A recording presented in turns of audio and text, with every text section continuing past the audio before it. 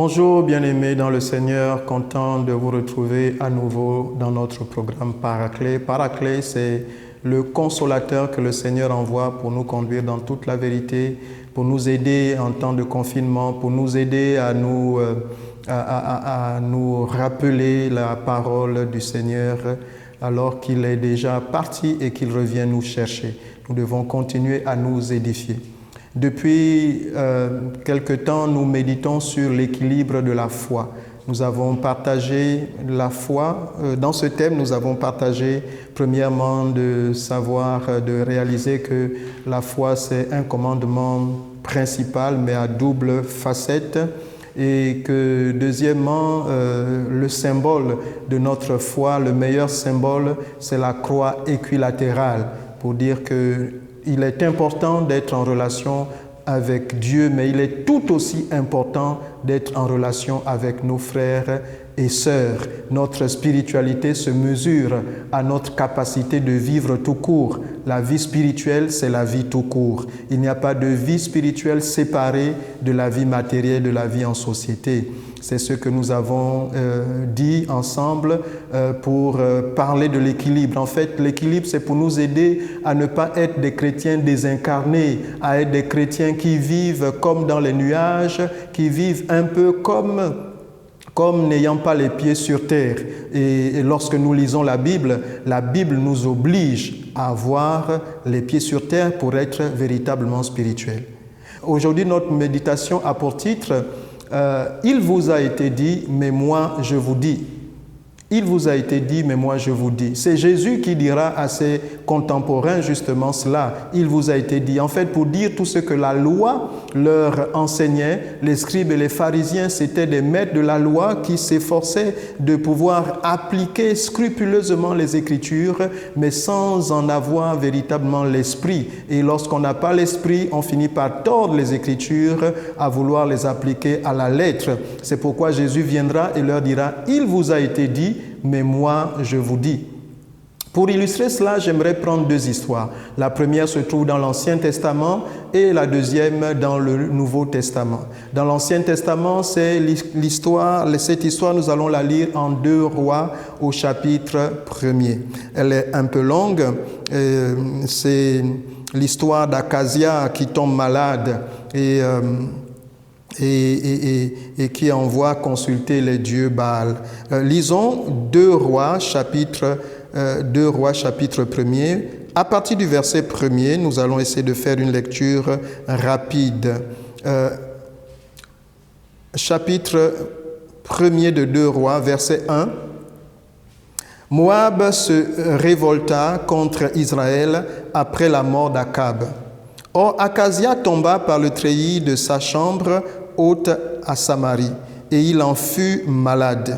Il fit partir des messagers et leur dit, « Allez consulter Baal-Zéboul, dieu d'Écron, pour savoir si je guérirai de cette maladie. » Mais l'ange de l'Éternel dit à Élie, le Tishbite, « Lève-toi, monte à la rencontre des messagers du roi de Samarie, et dis-leur, « Est-ce parce qu'il n'y a point de Dieu en Israël que vous allez consulter Baal-Zéboul, dieu d'Écron?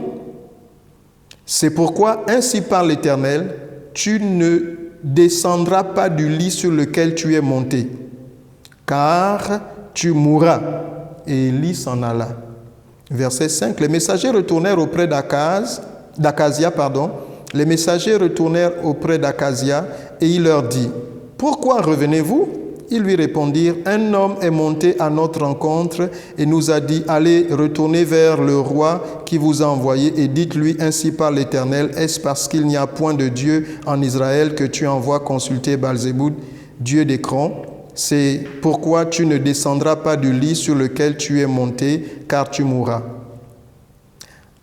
Akazia leur dit, « Quel air avait l'homme qui est monté à votre rencontre et qui vous a dit ces paroles? » Ils lui répondirent, « C'était un homme vêtu de poils et ayant une ceinture de cuir autour des reins. » Et Akazia dit, « C'est Élie, le Tishbite. » Il envoya vers lui un chef de 50 avec ses 50 hommes. Ce chef monta auprès d'Élie, qui qui était assis sur le sommet de la montagne, et il lui dit, « Homme de Dieu, le roi a dit, descends. » Élie répondit au chef de 50, « Si je suis un homme de Dieu, que le feu descende du ciel et te consume, toi et tes 50 hommes. » Et le feu descendit du ciel et le consuma, lui et ses 50 hommes. Nous voulons arrêter d'abord là la lecture.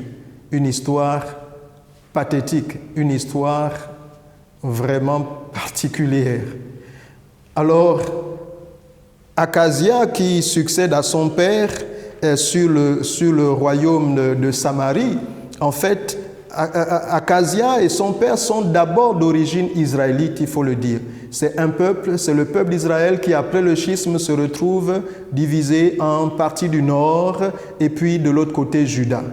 Mais la partie du nord finit par s'éloigner au fur et à mesure de l'Éternel. La crainte de l'Éternel ne se développe pas. Au contraire, on laisse rentrer les pratiques idolâtres et on va consulter d'autres dieux. Et c'était le cas d'Akab. Et voilà que Akazia, après son père, fera comme son père, comme il a vu son père faire. Il tombe malade et au lieu de se tourner vers l'Éternel, il se tourne vers les dieux païens qu'ils avaient déjà laissés rentrer dans leurs mœurs, dans leur culture.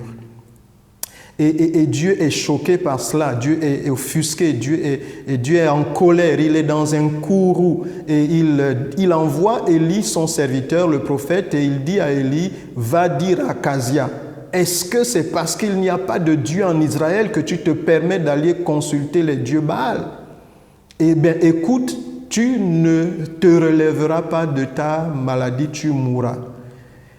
Et chose extraordinaire, c'est que Akazia déjà connaissait Élie comme étant un prophète, et il connaissait les prophéties de l'exercice du ministère d'Élie. Quand il envoie chercher Élie, le texte nous dit que Élie refuse de venir et il envoie le feu sur la cohorte, sur les soldats qui sont commandés par Akazia, qui viennent juste exécuter l'ordre d'Akazia.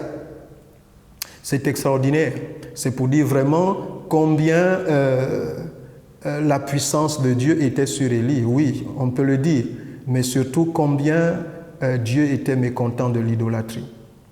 Voici des hommes qui sont consumés par le feu juste parce qu'ils sont au service d'un homme qui ne craint pas Dieu, d'un homme qui s'éloigne, d'un homme qui était censé en fait connaître Dieu, mais qui s'éloigne de Dieu, qui fait rentrer dans ses mœurs, dans ses cultures, dans sa famille, dans son peuple, des dieux païens.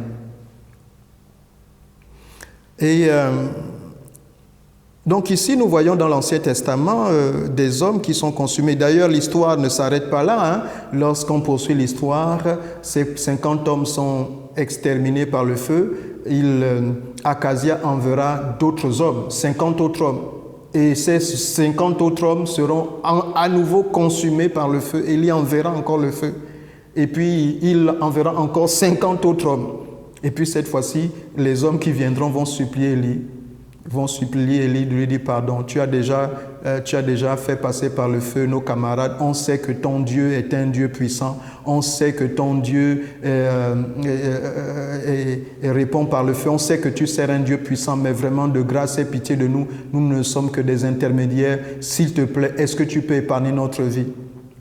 Et c'est ainsi que Élie, en écoutant Dieu, non pas en écoutant la compassion, non pas en écoutant la complainte des gens devant lui, non, en écoutant ensuite Dieu lui dire que tu peux aller te présenter devant Élie le Tishbite, devant Akazia, pardon.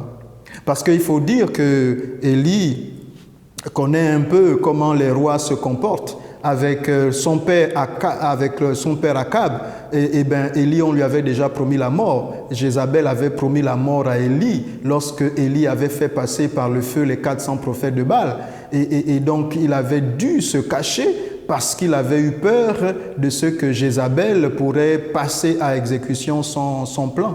Et donc là, Élie ne veut pas se présenter devant Acasia, il ne sait pas ce qu'Acasia pourrait lui réserver pour avoir juste prophétisé le mal sur lui.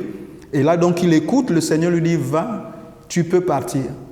Et quand il s'en va, il va encore à nouveau confirmer sa prophétie à Acasia, et Acasia, effectivement, ne se relèvera pas de son lit. Voici la relation voici la relation que Dieu avait avec les hommes au travers de ses serviteurs. Celui qui ne respectait pas, celui qui n'avait pas la crainte de Dieu, qui ne manifestait pas la crainte de Dieu, Dieu pouvait manifester son courroux jusqu'à la mort. Nous voulons lire un autre texte en parallèle avec celui-ci qui nous parle aussi des Samaritains. C'est Luc au chapitre 9, à partir du verset 51 à 56. Je vous propose de continuer cette lecture à notre prochaine rencontre, vu que le temps qui nous est imparti est arrivé à son terme. Nous allons poursuivre dans une prochaine partie notre méditation. Il vous a été dit, mais moi je vous dis. Il vous a été dit, mais moi je vous dis. À la prochaine fois. Que Dieu vous bénisse. Merci. Personne comme toi, Jésus. Personne